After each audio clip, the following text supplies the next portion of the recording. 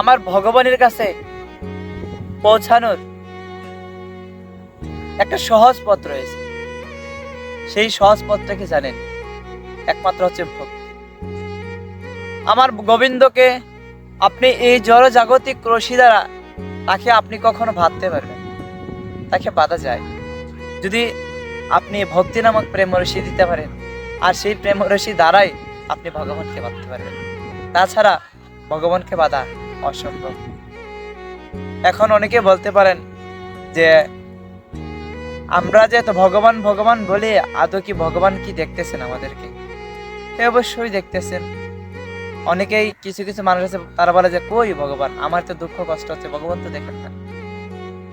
আসলে ভগবান তিনি সবসময় এই বিশ্ব ব্রহ্মাণ্ডের দিকে, আমাদের দিকে তাকিয়েছেন। এখন আমি একটা উদাহরণ দিই আপনাকে। দেখবেন যখন একটা আপনি মোমবাতি জ্বালাবেন, একটা প্রদীপ জ্বালাবেন, তখন আপনি যে দিক থেকে তাকাবেন সেই দিকে প্রদীপের মুখ দেখা যাবে। ঠিক তেমনি ভগবান বিশ্বব্রহ্মাণ্ডের সব দিকে তিনি তাকিয়েছেন, সবার প্রতি তিনি দৃষ্টি রেখেছেন।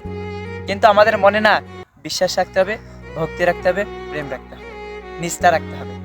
তাহলে অবশ্যই ধরা দিবেন ভগবান, তাহলে কখনো ধরা দিবেন না। মন থেকে হিংসা, কাম, ক্রোধ, লোভ এগুলো ত্যাগ করতে হবে, অবশ্যই ভগবান ধরা দিবেন। সেই ভক্তিটা হৃদয়ে জাগ্রত করতে হবে।